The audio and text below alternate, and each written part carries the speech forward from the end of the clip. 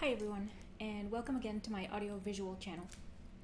My name is Gabriela Handal, and I'm a draftsman, and today I am talking to you about the 10th of Denis Dutton's cluster criteria for art.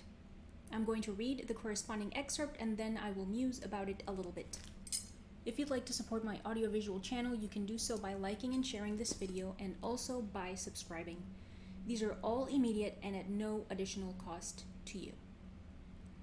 If you'd like to support what I do with money, it's also very welcome and appreciated. You can do so by purchasing my drawings directly from my website, which is gabrielahandal.com, one word. You can purchase crafts I make from eBay, buy prints of my drawings, or leave me a tip. The links for all of these will be in the caption. Thank you for your time and attention, and let's read some cluster criteria.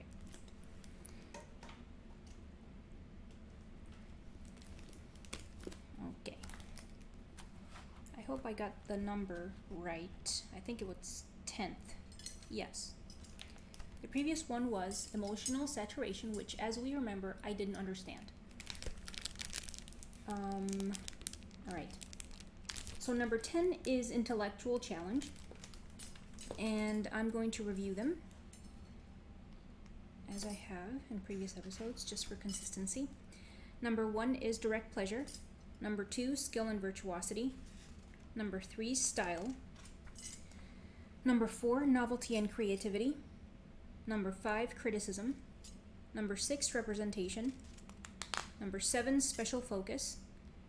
Number 8, expressive individuality. Number 9, emotional saturation. Number 10, intellectual challenge. Number 11, art traditions and institutions. Number 12, imaginative experience. So let's read the excerpt for intellectual challenge. Quote, intellectual challenge. Works of art tend to be designed to utilize the combined variety of human perceptual and intellectual capacities to the full extent. Indeed, the best works stretch them beyond ordinary limits. The full exercise of mental capacities is in itself a source of aesthetic pleasure. This includes working through a complex plot, putting evidence together to recognize a problem or solution before a character in a story recognizes it, balancing and combining formal and illustrative elements in a complicated painting, and following the transformations of an opening melody recapitulated at the end of a piece of music. The pleasure of meeting intellectual challenges is most obvious in vastly complicated art, such as the experience of War and Peace or Wagner's Ring. But even works that are simple on one level, such as Duchamp's Ready-Mades, may deny easy explanation and give pleasure in tracing out their complex historical or interceptive dimensions. In quotes, games such as chess or Trivial Pursuit, cooking from complicated recipes, home handyman tasks, television quiz programs, video games, or even working out tax returns can offer challenges of exercise and mastery that result in achieved pleasure. End parenthesis and end quote. Okay. I'm pretty irritated that he mentions Duchamp here, because then that insinuates that he considers that art, which I find annoying, because I'm kind of like over those things as them being art, or like accepted as art. I feel like it's getting kind of old. I feel like they worked kind of as like a mental exercise, but that's it. Like, that doesn't make them art. So I'm kind of annoyed that because he refers to them as works, it's like it's insinuating that he himself considers those art. But I'm gonna try to ignore that. I might not be able to, but alright, whatever.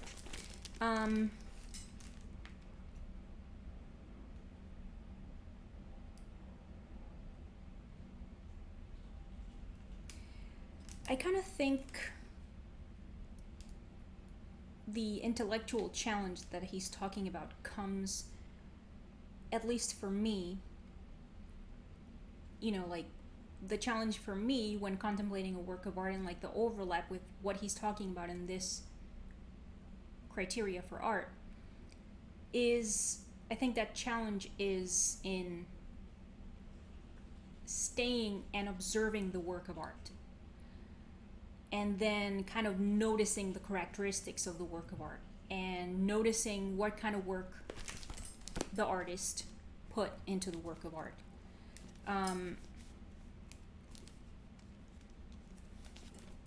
And this act of contemplating, like standing in front of the work of art to look at it and observe what it's made of, like how it's composed, how it's painted. I feel like I've only just started doing that. I can't say that I've been a really big contemplator of art. I think before, I don't know, up to the recent past, the work that I looked at the most, like for the longest, was like my work, and only because I was making it. And otherwise, work really had to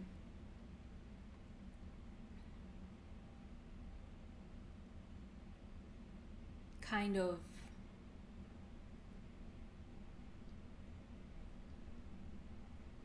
not sure if necessarily be really, really good or something, but just have something about it that would demand my attention, so then I would spend a while with it. Otherwise, I would just kind of just have a glance at it and keep walking. However, more recently I've been learning to look at a work of art, paintings that I might not care for, and look at them anyway and see what their value is. And I think that's part of the intellectual challenge, like find that value in them, because the value is there.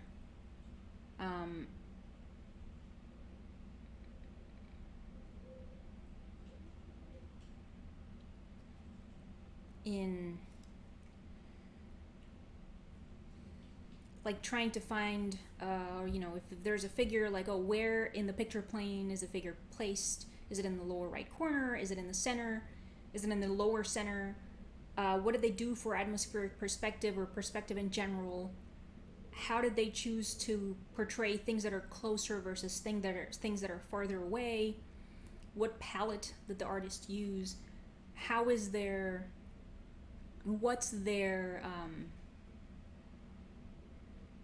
visual language for representing the figure like? Because obviously everybody has their own handwriting for that.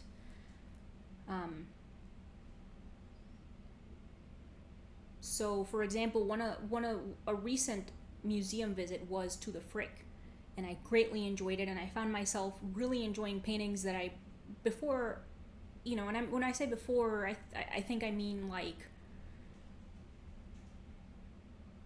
5 years before, so like this is recent.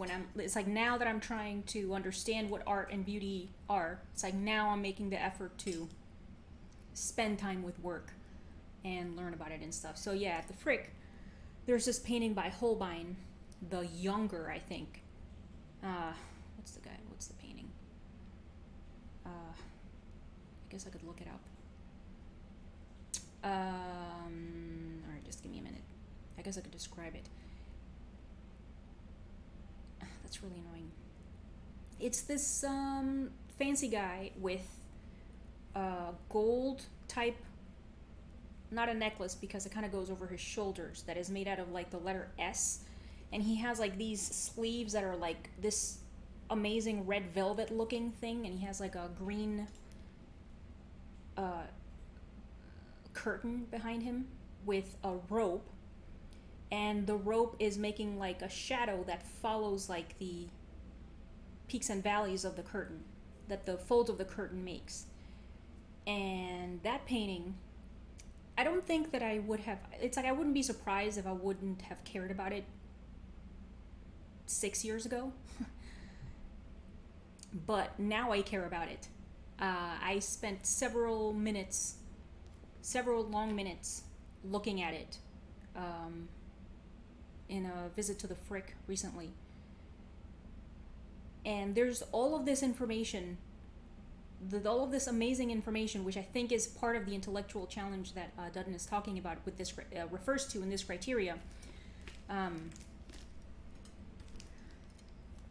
And so for me, for example, this guy has like part of his outfit has fur of some kind. I don't know what animal it is, but the depiction of the fur, the depiction of the hair, the depiction of the hands, the depiction of the portrait in the eyes, and the depiction of the gesture, because he's holding like a piece of paper and he's just like hanging out, sitting there, looking kind of beyond the picture plane.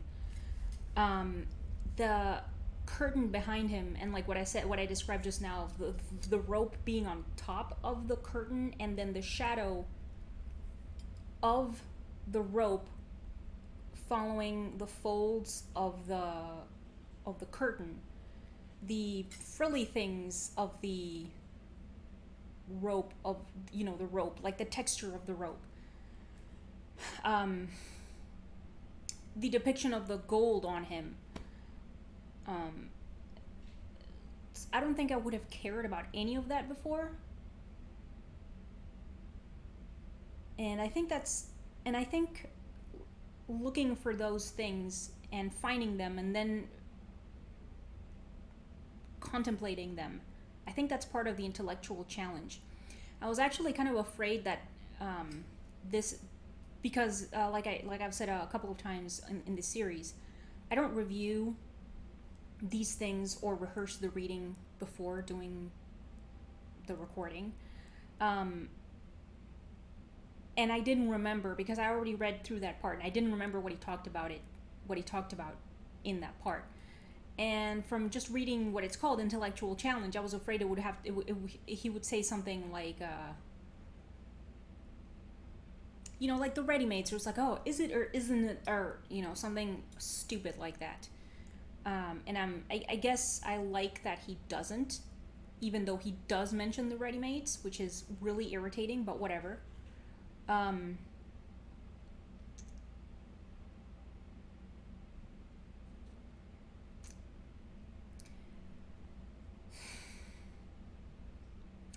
And I guess to kind of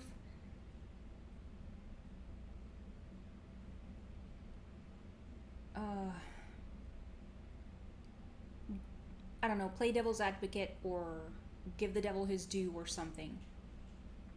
I think that I wouldn't mind ready-mades so much if the intervention by human hands was enough that the mundane daily household object or trash or whatever it was became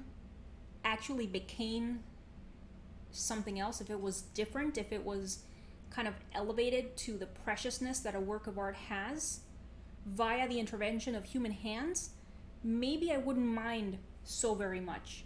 But in the case of, for example, the fountain, Duchamp's The Fountain, he did nothing to the urinal. He just took the urinal, put it on a pedestal, put the Armut name on it, and that's it. He did nothing to it. And I guess the reason for which I bring this in particular up is because, I myself like to reuse things and kind of give them a second life so that they don't become trash or go to a landfill, like this type of stuff. But I like to interfere with them enough that they become useless, at least for what their original purpose was.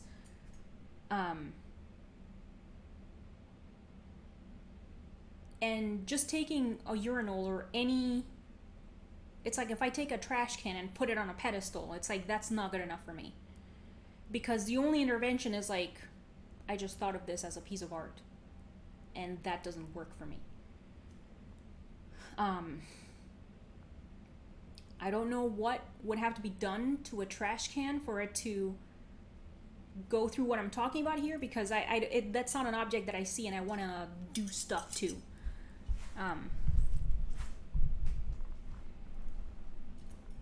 To like give it a second life or anything, because like that object basically has its own whole life, because it's always and forever for putting trash in, because that's an important job. I guess I'm digressing a little bit. I'm just really annoyed that he mentions fucking ready-mades. Especially also because in this same chapter called What is Art, which then he does not define, he says that it's better to look at things. It's like his argument for not defining what art is to say that it's better and more productive to look at things that are obviously art instead of endlessly debating things that are at the edges. It's like debating whether the ready-mades are art or not. And then he's like, yeah, these are art, the works of ready-mades. So I don't like that at all. And I'm pretty distracted by that. But otherwise, I guess I'm just going to try to go back to what I was talking about, enjoying actual works of art, like paintings. Yes.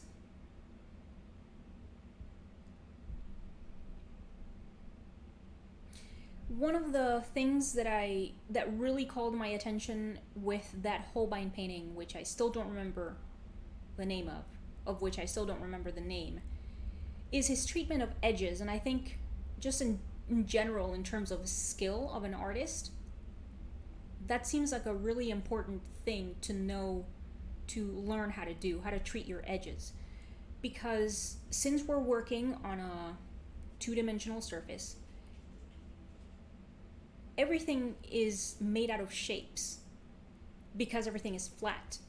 So then in order to give the illusion of depth in the picture plane, meaning the illusion of the third dimension in the picture plane, then the artist has to know how to treat the edges. Because sharper edges, for example, will probably mean that something is like sticky outy versus, it's like in the front versus something that is behind that same object. When edges are like blurry, like diffuse and stuff, you're probably getting far away from the viewer. You're probably trying to insinuate depth, like stuff that's far away into the distance, for example. Something like that. And contrast and whatever. Contrast also insinuates closeness to the viewer. Yes. I guess I got a little rambly there. Let me have another look-see.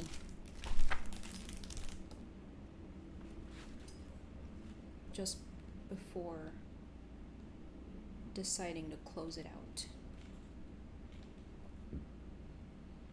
Make sure.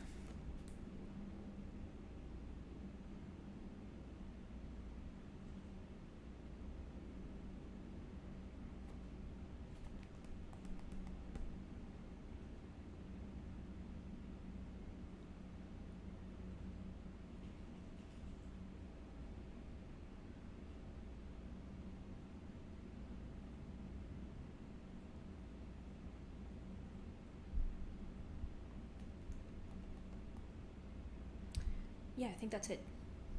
I think I'm about done with that. It's like my eyes first went to the part about fucking Duchamp. I remember that at some point in the past I thought I had made some kind of peace with him because I saw some of his cubist type paintings. I think it was cubist, I don't remember. But he painted, and I was like, oh, these aren't bad. So I kind of let him, quote unquote, do his stupid ready-mades because he could paint. Because, as I've mentioned before, if you do something because you don't know to do anything else, then that's different than choosing to do something. One or the other thing. So, I guess I thought that he was choosing to do the ready-mades because he was over-painting or something stupid like that. But I'm not cool with it anymore, and I'm not cool with Dutton calling his ready-mades artworks. it's like I don't even care if they had their place in art history anymore. I'm annoyed. I'm annoyed by them. Yes. All right. I think I'm gonna leave it at that. Do you think that Duchamp's ready-mades have a place in this cluster criteria? Do you think any of Duchamp's work has any place in these cluster criteria? Do you think the things Duchamp made are within the things that are obviously art, or do you debate with other people just over and over again whether they are art or not?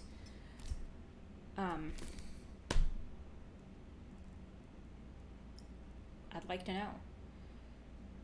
And I guess I'm also curious about whether you have had this change in the experience of art as I have, which before it was just I kind of think of it as being lazy in a way, like I was being lazy and I wasn't bothering to spend time with a work of art to see what the work had to say, and now it's I'm like starting to be able to do it, and I'm practicing it and getting better at it, and I'm finding all of this very enriching stuff, I wonder if it has something to do with the efforts that I'm doing for my mental health and my physical health, like eating meat and stuff. Maybe. Because I don't think about food as much as I did before, so I have time to think about other stuff. I think that has something to do with it. Anyway, let me know what you think, please, because I'm curious. And I hope you are enjoying this series because it's almost over. And yeah, I'll see you in the next Cluster Criteria for Art by Denis Dutton. Thank you very much for watching and have a great day.